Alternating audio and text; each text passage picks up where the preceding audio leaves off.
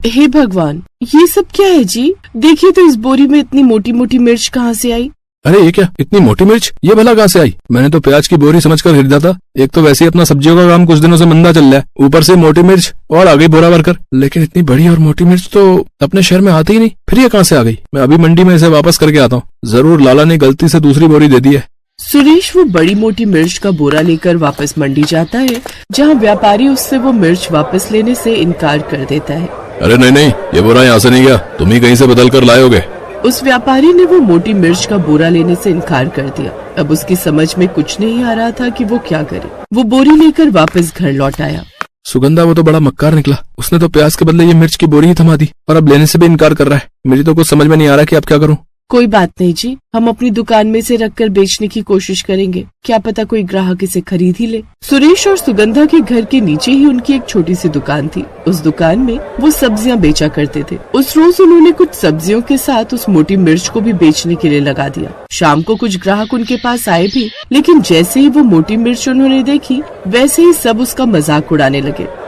सुरेश भाई, ये 1 किलो आलू कैसे कितने के? जी 30 रुपए किलो। अच्छा ठीक है, 1 किलो पैक कर दो। तभी उस ग्राहक की नजर उस मोटी मिर्च पर गई। अरे ये क्या सुरेश भाई, ये मिर्च का शहंशाह है क्या? है इतनी मोटी मिर्च तुम कहाँ से ले आए भैया, और इसका करोगे क्या? ये बिकने के लिए आई है मोहन भाई, अगर तुम्हें चाहिए तो बोलो, अभी तोल दो, सिर्फ 10 रुपए किलो है। कैसी बातें करते हो सुरेश भाई, इतनी बड़ी मिर्च को तो कोई फ्री में भी दे दे तो भी मैं ना लूं। इसको खाकर किसी को मरना थोड़ी है। ऐसे ही और भी ग्राहक उनके पास आए। सुगंधा बहन, ये इतनी बड़ी मिर्च कौन से पेड़ पर उगती है? इसे तो देखकर ही मुंह में जलन होने लगी। आज से पहले शहर में ऐसी मिर्च कभी नहीं देखी। ये तुम कहाँ से ले आई? नहीं, ये कोई ऐसी वैसी मिर्च नहीं है, बड़ी खास है। बस यूँ समझ लीजिए कुछ अलग बेचना था, इसलिए गुड्डी के पापा मंडी से इसे भी खरीद लाए। बोलो बहन, तोल दूं 1 किलो, इसका अचार बना लेना। अरे नहीं, इतनी मोटी मिर्च का अचार बनाऊंगी ना तो सुबह सुबह सब बाथरूम में बैठे हुए मिलेंगे, और वो भी मुझे 10 बातें सुनाते हुए। ये कहकर वो औरत भी वहाँ से चली जाती है। क्या करे सुगंधा, ये मोटी मिर्च तो कोई खरीदने को तैयार ही नहीं हो रहा। ऐसे तो ये सारी मिर्च सड़ जाएगी और सब पैसे बर्बाद हो जाएंगे। आप ठीक कह रहे हो, एक तो वैसे ही घर में खाने के लिए बहुत थोड़ा बचा है, और इस तरह से इनको बर्बाद करेंगे तो कितना नुकसान होगा। नहीं, हमें कुछ न कुछ तो सोचना पड़ेगा। हाँ, क्यों न मैं इसमें उबले हुए आलू का मसाला भरकर इसके पकौड़े बनाऊं।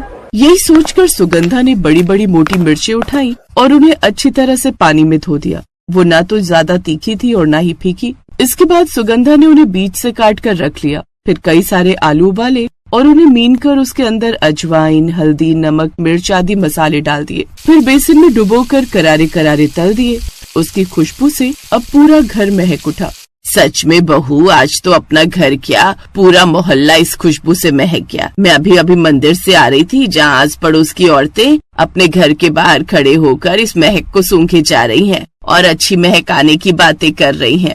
आप हाथ धोकर आ जाइए, मैं अभी परोसती हूँ। कुछ देर बाद सुगंधा उन्हें मोटी मिर्च के पकौड़े परोसती है। अरे बहू, ये क्या? ये तो मिर्च के पकौड़े। नहीं माँ जी, ये बस दिखने में मोटी मिर्च है, लेकिन ये इतनी तीखी नहीं है, आप खाकर देखिए।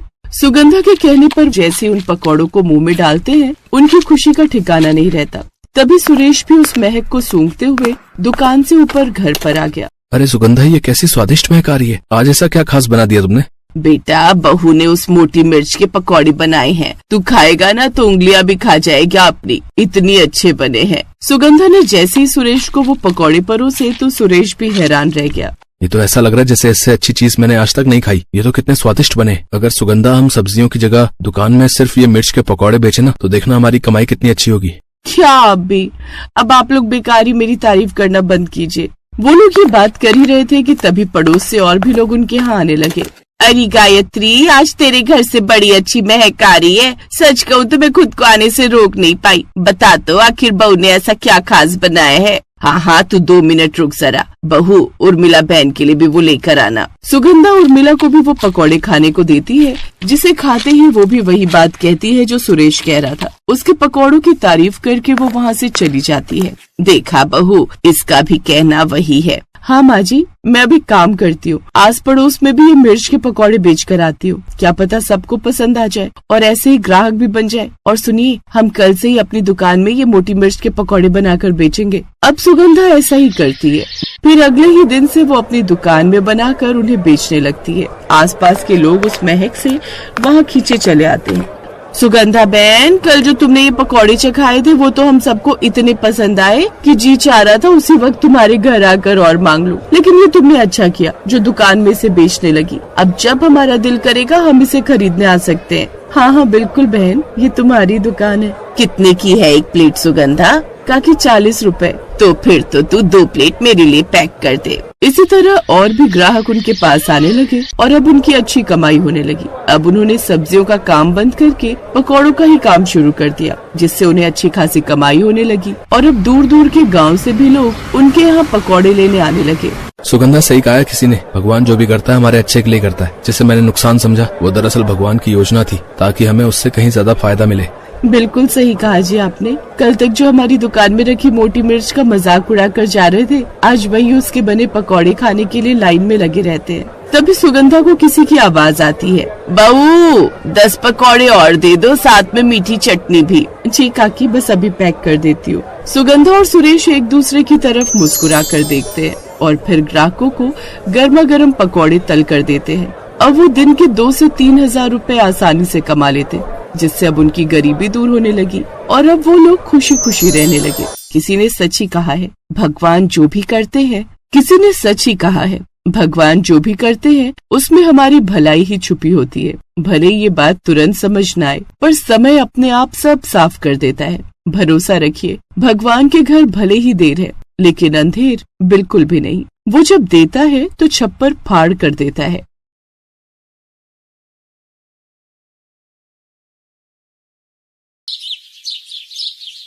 सुंदरनगर में एक मशहूर पकौड़े वाला रहता था। नाम था उसका चंदू।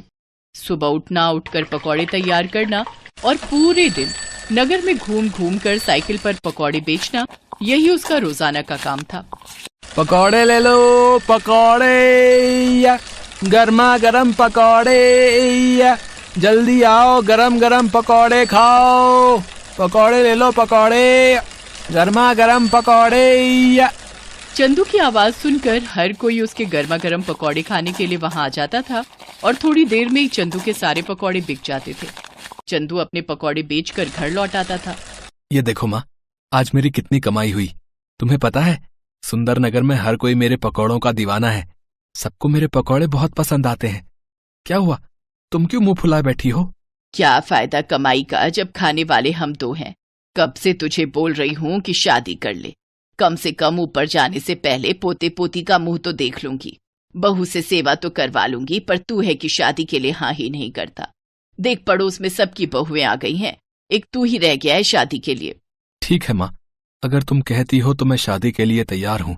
वैसे भी अब मेरा काम अच्छा चल गया है, तो मुझे शादी करने में कोई परेशानी नहीं है। अगर मेरी माँ खुश है तो मैं भी खुश हूँ। ठीक है बेटा, तो फिर मैं आज ही तेरे लिए लड़की देखना शुरू करती हूँ। कुछ ही समय में चंदू के लिए बहुत ही समझदार लड़की मिल गई और चंदू की शादी हो गई। नई बहू के घर आ जाने से घर में रौनक आ गई। चंदू की माँ बहुत खुश थी। लक्ष्मी बहू, तुम तो साक्षात लक्ष्मी का रूप बनकर ही हमारे घर में आई हो। तुम्हारे आने से घर में कितनी रौनक आ गई है।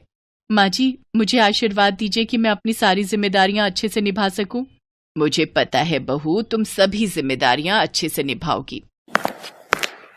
सुनिए, आज तक आप अकेले ही पकौड़े बनाते रहे हैं। अब आप चिंता मत कीजिए, पकौड़े बनाने की जिम्मेदारी आप मुझे दे दीजिए। अब मैं पकौड़े बनाकर दिया करूंगी, आप बेचने जाया करना। इससे आपको अपने लिए भी समय मिलेगा। कितनी अच्छी है मेरी बहू, मेरा और चंदू का कितना ख्याल है इसे। उस दिन से लक्ष्मी पकौड़े बनाने में चंदू की मदद करने लगी। चंदू का काम आसान हो गया। अब वो सुबह जल्दी ही पकौड़े बेचने के लिए निकल जाता था और शाम तक अच्छी कमाई करके घर लौटता था। पर पिछले कुछ दिन से चंदू परेशान था। जब उसकी पत्नी ने उस परेशानी का कारण पूछा तो उसे बताना ही पड़ा। क्या हुआ जी?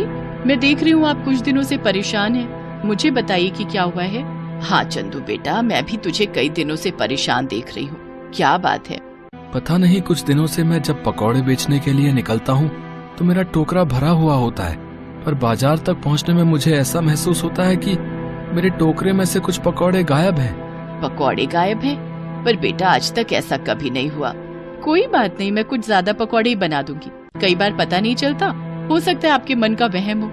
हाँ, ये भी हो सकता है मेरे मन का वहम हो। कल मैं थोड़े ज्यादा पकौड़े ले जाऊंगा। अगले दिन चंदू थोड़े ज्यादा पकौड़े लेकर जाता है, पर उस दिन भी चंदू देखता है कि पकौड़े थोड़े कम हैं। वो घर आकर ये बात लक्ष्मी और अपनी माँ को बताता है। अरे मेरे बच्चे को पता नहीं किसकी नजर लग गई है, कोई भूत प्रेत पकौड़े चुरा कर भाग रहा है क्या? मुझे तो दाल में कुछ काला दिखाई देता है। अच्छा एक बात बताओ, जब तुम पकौड़े बेचने के लिए जाते हो क्या कहीं कुछ देर के लिए रुकते हो? मैं जब पकौड़े बेचने जाता हूँ तो रास्ते में बस मैं पानी पीने के लिए नदी किनारे रुकता हूँ। बस मैं सारी बात समझ गई। अब तुम देखते जाओ मैं क्या करती हूँ। कल के बाद तुम्हारी ये समस्या हमेशा के लिए दूर हो जाएगी। तुम ऐसा क्या करने वाली हो? बस देखते जाओ, जैसे जैसे मैं कहूँ तुम वैसे ही करना। लक्ष्मी बहुत ही समझदार थी।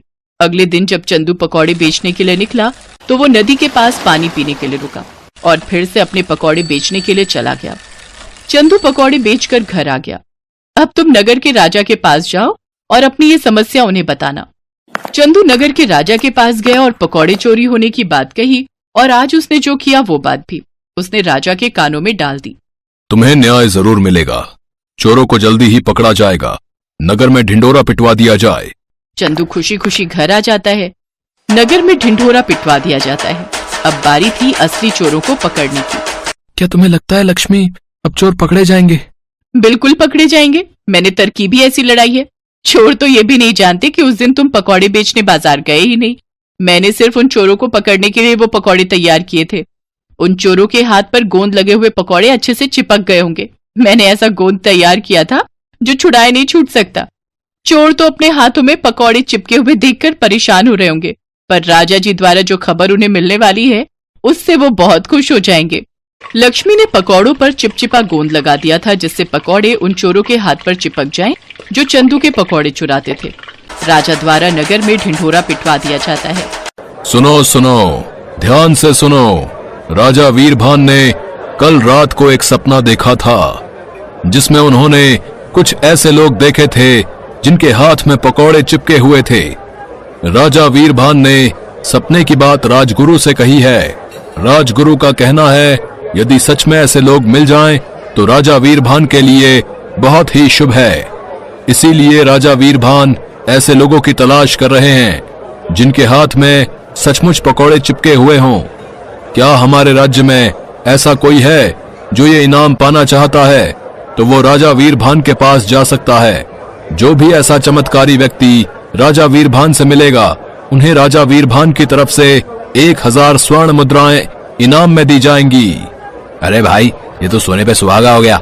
हमारे हाथों में तो सचमुच पकौड़े चिपके हुए हैं। चल यार जल्दी से राजा वीरभान के पास चलते हैं, पता लगे कोई और पहले पहुंच जाए।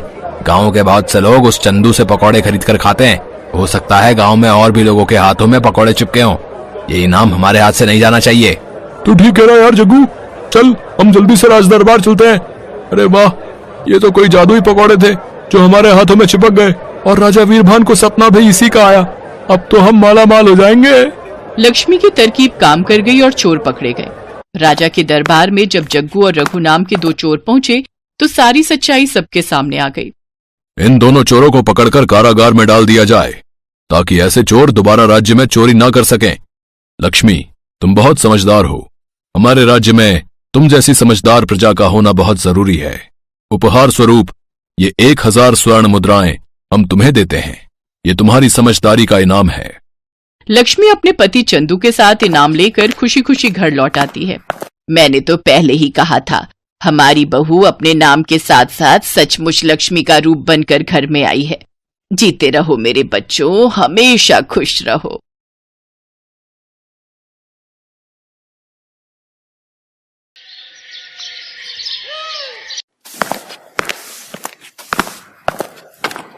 कविता, तू अभी तक झाड़ू ही लगा रही है और जल्दी जल्दी से हाथ चलाना इससे पहले कि तेरे दोनों भाई उठ जाएं। जी भाभी। तभी कविता की छोटी भाभी रश्मि वहां आती है।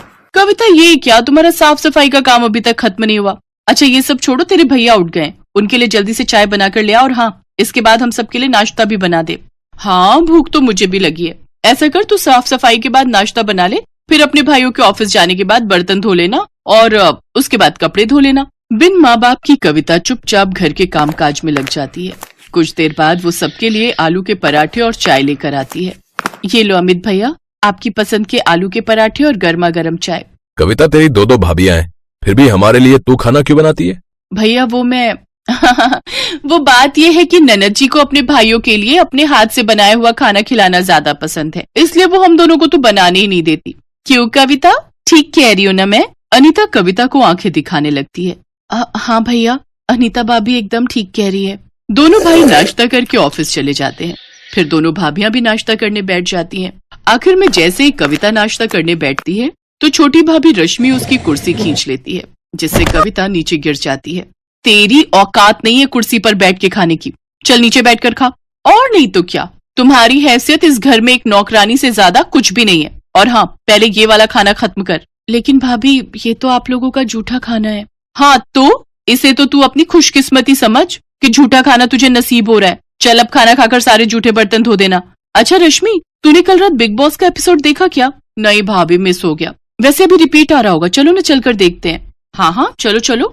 दोनों भाभियां आराम से अपने कमरे में जाकर टीवी देखती हैं और बेचारी कविता अकेले घर का सारा काम करती है। ऐसे ही दिन बीतते हैं। एक रोज हम दोनों भाइयों को काम के सिलसिले में दूसरे शहर जाना है। हमारे मालिक एक नई फैक्ट्री झारखंड में लगवाना चाहते हैं। हम कुछ 2 महीनों के लिए वहीं रहेंगे। तब तक तुम सब अपना ख्याल रखना, ठीक है? भैया, आप दोनों मुझे छोड़कर जा रहे हो? जा कहाँ रहे हैं पगली, तेरे लिए ही तो मेहनत कर रहे हैं ताकि हमारा प्रमोशन हो जाए और हम तेरी शादी धूमधाम से कर सकें। ये सुनकर दोनों भाभियां मुंह बना लेती हैं।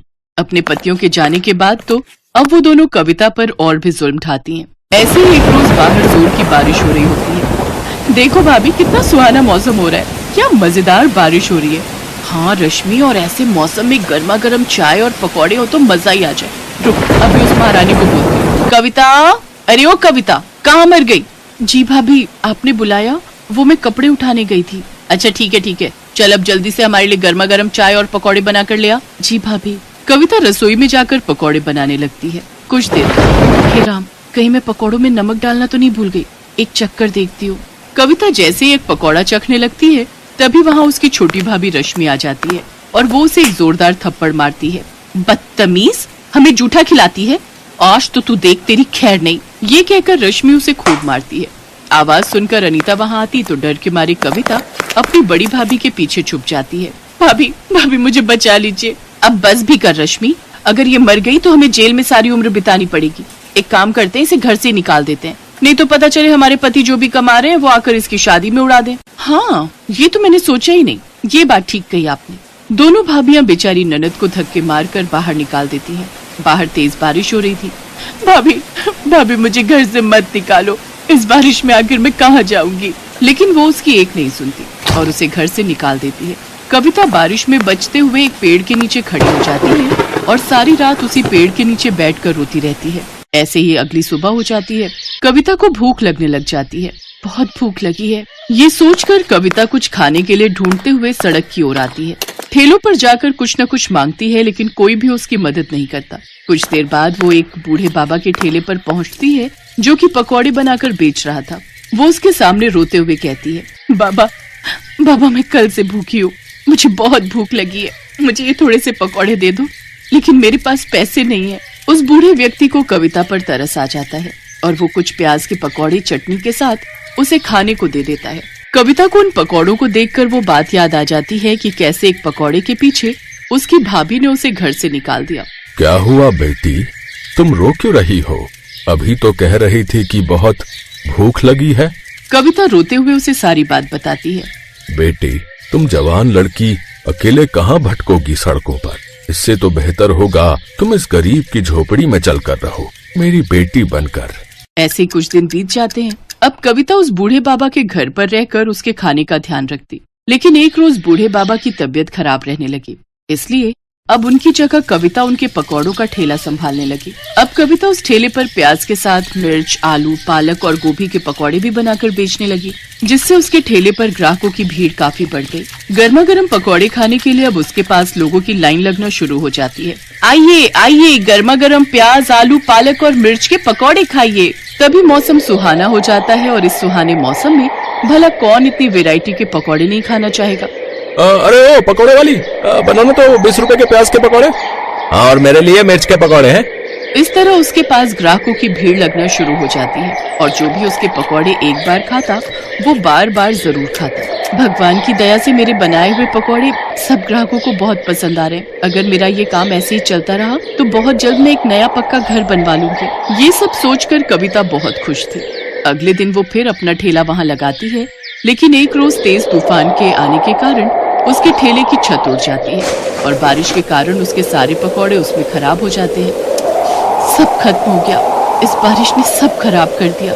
इस बारिश ने एक तरफ जहां कविता को रोजी रोटी कमाने से भी वंचित कर दिया था, तो वहीं दूसरी ओर उसकी दोनों भाभियां आराम से अपने लिए पिज्जा और पॉपकॉर्न ऑर्डर करके मजे से इस बारिश का लुत्फ उठा रही थी। वाह वाह, क्या स्वाद है इस पिज्जा का, और इस पॉपकॉर्न के तो क्या ही कहने। उधर रोती हुई कविता अपनी झोपड़ी में आती है, जहाँ सारी झोपड़ी में पानी आ गया होता है। अब पूरे घर में तो बारिश का पानी भर गया है। बाबा, मैं अभी ये सारा पानी उठाकर बाहर फेंक देती हूँ। कविता अपनी बदकिस्मती पर रोते हुए उस पानी को उठाकर बाहर की ओर फेंकने लगती है। कुछ देर बाद वो उस बूढ़े बाबा की ओर देखती है। नहीं, मैं इतनी जल्दी हार नहीं मान सकती। बारिश में तो लोग पकौड़ों के दीवाने होते हैं। ये बरसात का मौसम तो सबसे अच्छा मौसम है कमाई करने का, लेकिन मैं इसके पकौड़ों के साथ चाय बनाकर भी बेचूं तो मेरे पास कुछ पैसे रखे हैं, उससे फिर से शुरू करती हूँ। कविता ने हिम्मत नहीं हारी और उसने अपने ठेले की मरम्मत करवाई और एक बड़े से तिरपाल के नीचे चाय पकौड़े बेचने लगी। बारिश में लोग उसके तिरपाल के नीचे आकर चाय पकौड़े खाने लगते हैं, जिससे उसकी बिक्री अब पहले से भी ज्यादा होती है। ऐसे ही कुछ दिन बीत जाते हैं। अब कविता दिन भर में 3000 रुपए कमाने लगी। एक रोज अमित और सुधीर कार से जा रहे थे, तभी उस ठेले पर उनकी नजर गई। अरे, ये तो अपनी बहन कविता है, लेकिन ये यहाँ फुटपाथ पर ये चाय पकौड़े क्यों बेच रही है? वो दोनों कविता के पास जाते हैं। अपने भाइयों को देख कविता फूट फूट कर रोती है। भैया, आप मुझे छोड़कर क्यों चले गए थे? देखो आपके बिना मेरी हालत कैसी हो गई है। लेकिन बहन, तुम्हारी ये हालत कैसे हुई? इसके बाद कविता सारी बात अपने दोनों भाइयों को बताती है। अमित और धीरज गुस्से में घर आते हैं। अनीता, अनीता, कहाँ हो तुम? लौट आए आप लोग? आप रुको, मैं अभी पानी लाती हूँ। लेकिन तुम क्यों लाओगी? वो कविता कहाँ है? उससे कहो। अब हम आपको क्या ही बताएं, उसने तो हमारी नाक ही कटवा दी। वो तो किसी लड़के के साथ भाग गई है। ये सुनते ही अमित ने अनीता को जोरदार थप्पड़ मारा। शर्म नहीं आती झूठ बोलते हुए? हैं? दो भाइयों के होते हुए भी आज हमारी बहन को न जाने कैसे कैसे अपना पेट पालना पड़ रहा है, हैं? सुन लो, तुम दोनों के लिए अब हमारे घर में कोई जगह नहीं है। निकल जाओ यहाँ से। उन दोनों भाभियों को अपनी गलती का एहसास हो जाता है और वो अपनी ननद से माफी मांगते हैं। इसके बाद कविता अपनी दोनों भाभियों को माफ कर देती है, जिसके बाद वो उस बूढ़े काका को भी अपने घर ले आती है। अब वो अपने पकौड़े के बिजनेस को और भी आगे बढ़ाती है। एक बड़ा सा रेस्टोरेंट खोलकर उसमें पकौड़े बेचकर खूब कमाई करती है।